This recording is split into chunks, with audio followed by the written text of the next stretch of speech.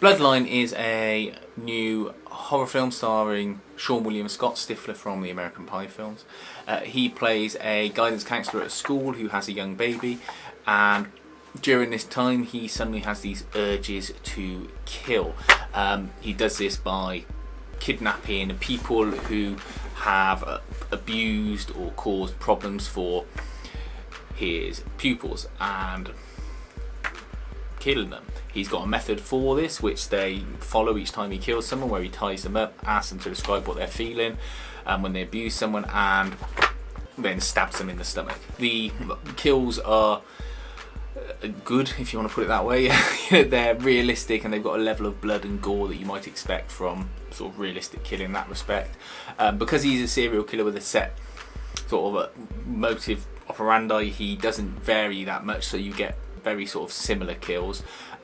It's a shame there's not more of them though, because it makes the film feel a little bit slow in the areas when nothing like that is happening.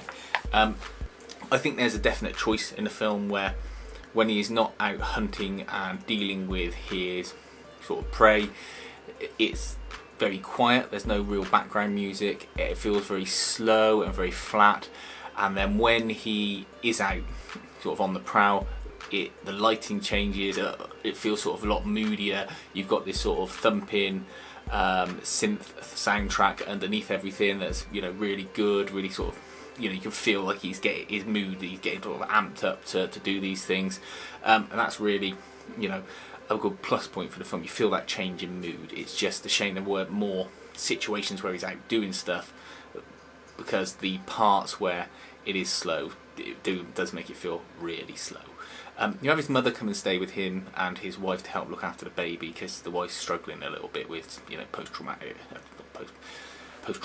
just with stress, you know, postpartum is it called, the baby blues. And then through this you find, through little flashbacks, that as a child he exhibited sort of tendencies and he killed someone, an abusive boyfriend of his mother's, and his mother helped to cover it up. And you also see that there's hints that his mum might have had these similar tendencies to him as well, and that it might have only been a matter of time before she actually killed this boyfriend.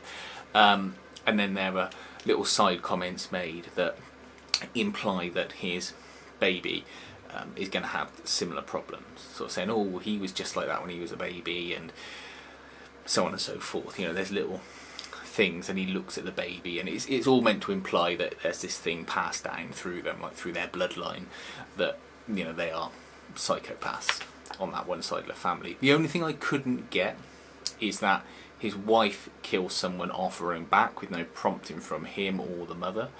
That just felt a little bit forced. I thought, well, you've gone from being just a bit of a stressed mum to someone who's, you know, offing people in building sites.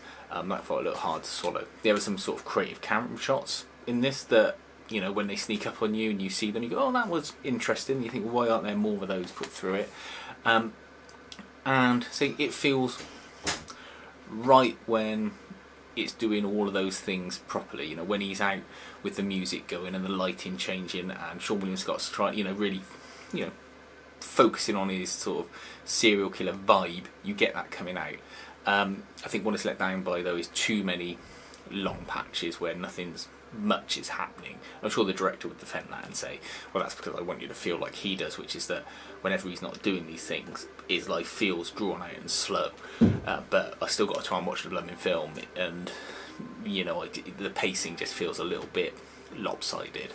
It's worth watching if it comes on one of the streaming services for free. I wouldn't pay anything more than a couple of quid to see it, because it's not that calibre yet. What it does show is that Seann William Scott's got great acting range. He's really good in it.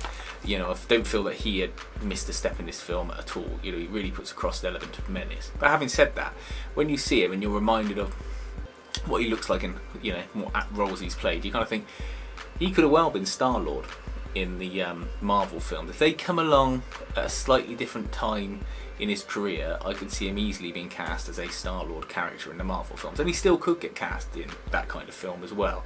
I think he's entirely capable, and he's got that level of chops about him. He just sort of went off the scene just before those kind of films and those kind of roles became popular, and hopefully this will bumping back into, you know, back into view. But yeah, say worth watching if it comes up on streaming for free. If you want to make any comments on the film, please do so in the comments bit below. Otherwise, if you'd like the video, like and subscribe, and thanks for watching.